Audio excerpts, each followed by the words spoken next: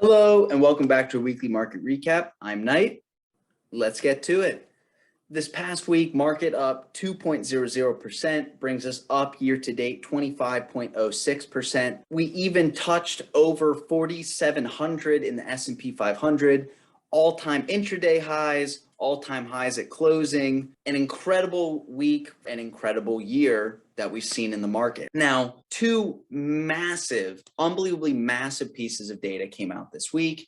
One, the Fed saying tapering is going to begin and letting us know not only how much we're going to start tapering, but the timeline for next month, December as well, and the landscape going forward.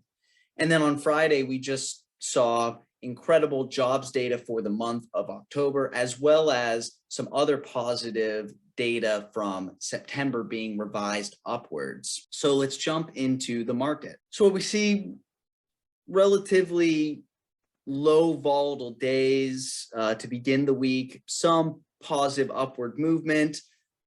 Then we start getting the Fed coming out talking about tapering and their plans and where they see the economy.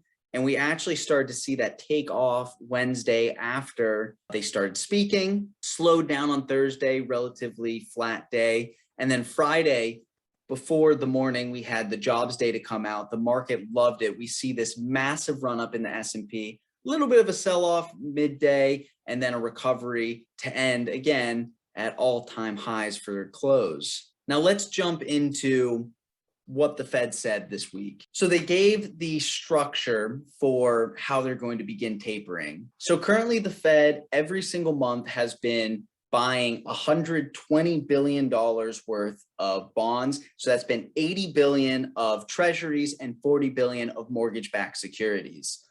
What they're doing is they're going to start to taper that. And they've started this month by reducing that by 15 billion. So they're going to reduce down to $105 billion of additional buying.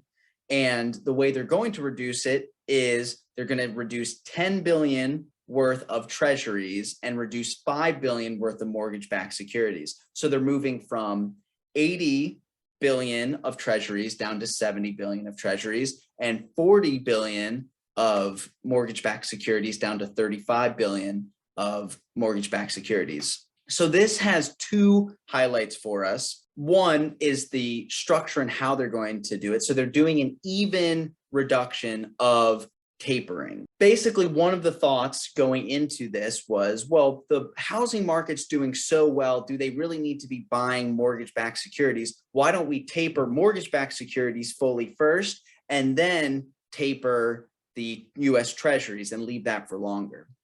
Now, there's been a lot of comments that the housing market's so hot that that would actually benefit.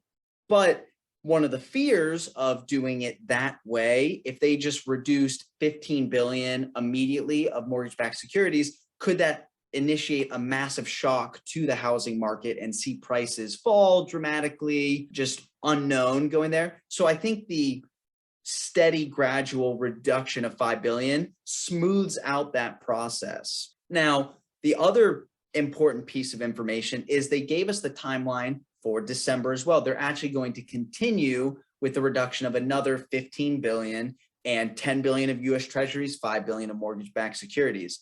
What's important about that is 120 billion. If we reduce by 15 billion every month, we know by 8 months or by the end of June, we would be completely done tapering.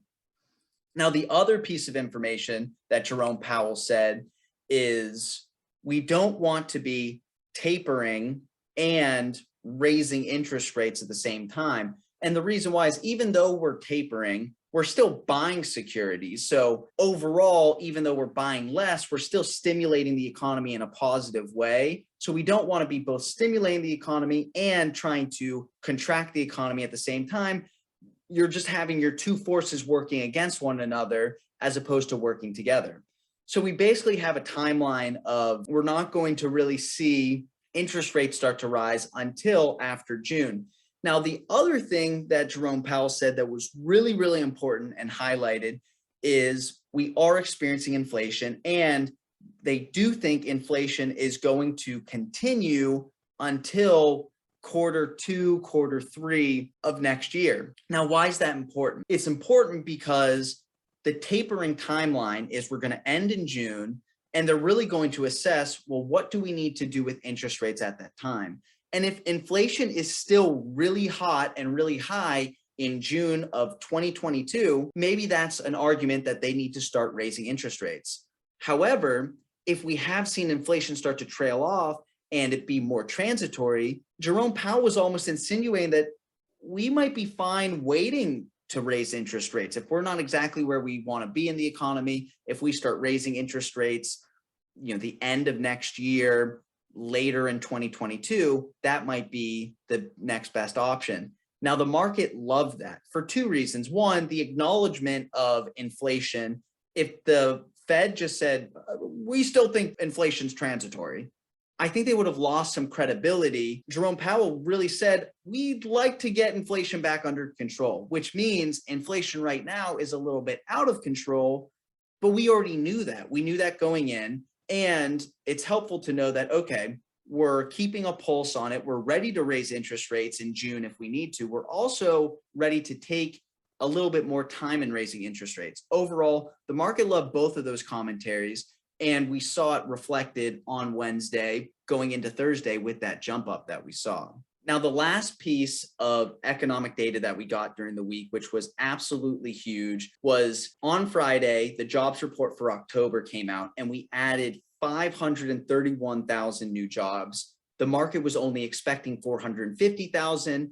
We were expecting the unemployment rate to be 4.7%. It dropped to 4.6%.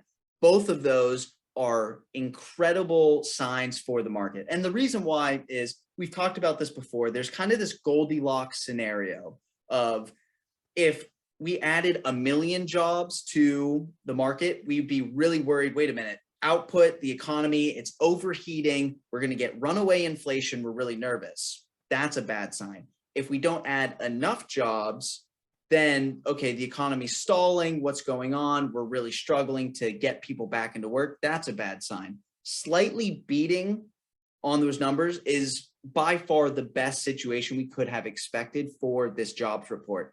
So the fact that we came in above, so we beat, which means the economic situation is improving, but we didn't beat to the extreme where we have to start worrying, is truly the Goldilocks situation. And it starts to give some evidence to support the Fed and saying, okay, if we do, again, wind up in June, the economy is back on its feet, unemployment rate is down, and inflation has started to trail off, maybe we still can wait a few months before raising interest rates. Or if the economy has that strong data to support it, maybe we can raise interest rates sooner, and it would be fine for the economy to experience that. Either way, market loved both those pieces of data going in. We're at all-time highs. The end of year rally has been being experienced since October. There aren't many negative catalysts left in the market, and we've talked about that, back in September, and really our view since then has been correct. All the big things, the China fear, the inflation fear, all of those are kind of subsiding, and we're navigating the government shutdown, the debt ceiling. Now, as we go forward and look for the rest of November, if we don't get more progress from the new Biden plan, I think we could start to see some fear come back into the market and maybe some panic selling, but I don't see that as the most likely scenario at this time. Overall, really pleased with how the market's been performing, really pleased with the data that's going into the market. Oh, and I'd be remiss if I didn't mention the Pfizer drug, that's a pill that you can take that's 89% successful. The CEO basically came out and said, our experience of COVID is over.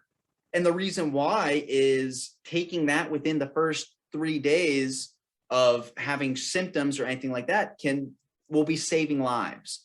And so you have those three things all happening at the same time, which is just such a massive positive catalyst for the market.